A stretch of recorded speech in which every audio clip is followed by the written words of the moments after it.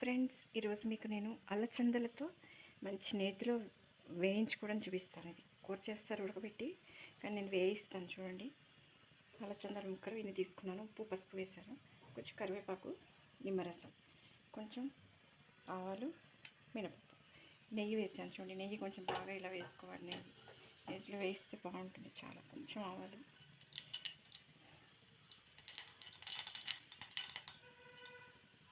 వేసాక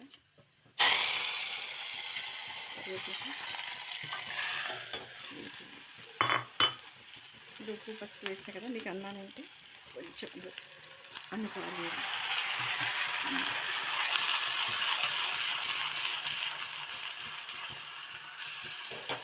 పెట్టి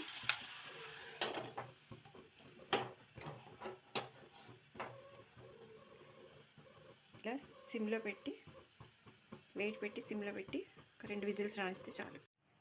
ఫ్రెండ్స్, ఇప్పుడు బీన్స్, ఇది అలచందలు ఎలా ఉన్నాయో చూద్దాము. చూడండి, ఎక్కడ ఒక్క నీరు చుక్క లేకుండా ఎలా ఉడికిపోయిందో. ఇంత సన్నగా ఎలా ఉంది అంటారా? ఇది మా నాన్నగారు కట్ చేశారు. ఇలా చేసి దీన్ని ఒక్కసారి స్టవ్ అంటించి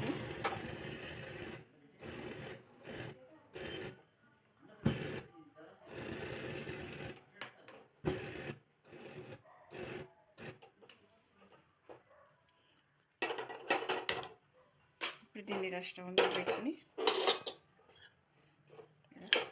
పసుపు అన్నీ వేసాము. ఇంకా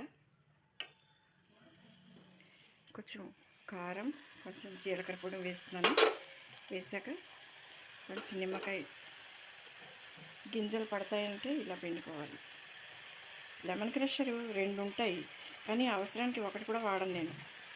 అది ఇంకోటి కొంచెం ఉన్నట్టుంది, ఇంకొంచెం వేద్దాం. పొడి కాయలు పచ్చిగా ఉన్నాయి.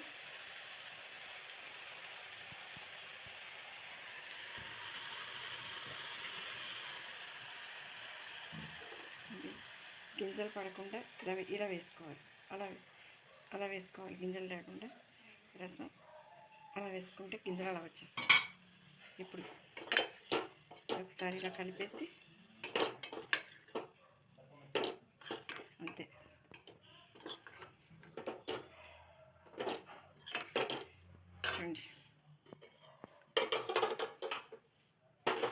నేను డిష్ అవుట్ చేస్తున్నాను. కొన్ని కూరలు ఇలా కలిపితే బాగుంటాయి. నెయ్యి వేసాను కదా ఎక్కువ, అందుకని నెయ్యిలోనే ఉడికిపోయాయి. వీటికి కమ్మగా ఉంటుంది నెయ్యి వేస్తే కనుక. చెప్తున్నారు కదా డాక్టర్స్, నూనె తినడం కంటే కూడా నెయ్యి తింటే ఆరోగ్యానికి మంచిది. చూడండి, ఇది ప్రెస్టీజ్ చిన్న కుక్కర్ చాలా కాస్ట్, కానీ నిల్లే ఇలాంటి కొన్ని ఉన్నాయి ఐఎస్ఐ మార్క్వి. అవి చాలా, ఇవంటే 1000 రూపాయల లోపలనే వస్తున్నాయి ఈ చిన్న కుక్కర్లు. అది చూసారు కదా, ఇది కూర.